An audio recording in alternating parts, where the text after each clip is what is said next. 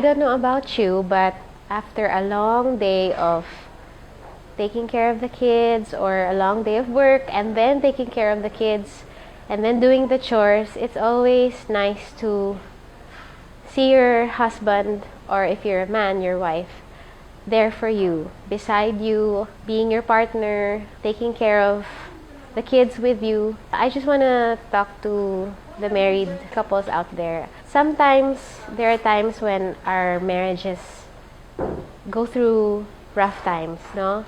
And we ask ourselves, why in the world did I marry this person in the first place?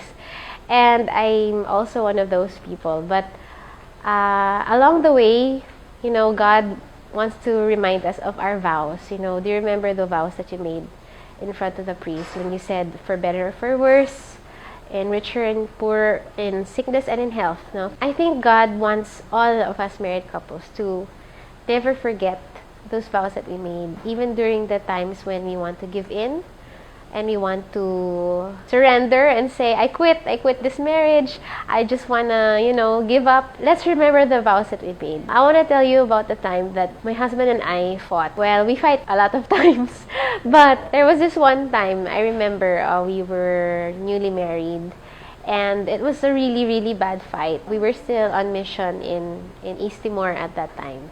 And then I told myself, did we make the wrong decision getting married? What are we gonna do? I asked God for help. I prayed to Him, and then He told me, ask my mother, seek Mama Mary's help. And I started praying the rosary.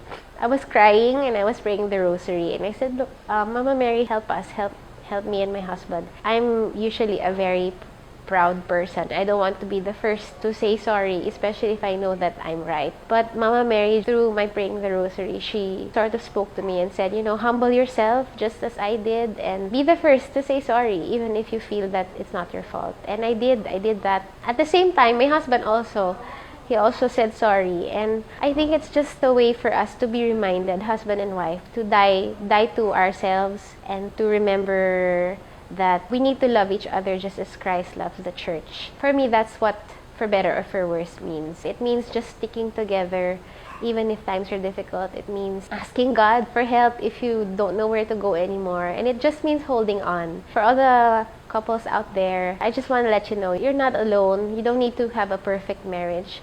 But you just need to remember that God is a perfect God, and His love is perfect. And when we rely on Him, He can make our love for each other, for our spouses, perfect too.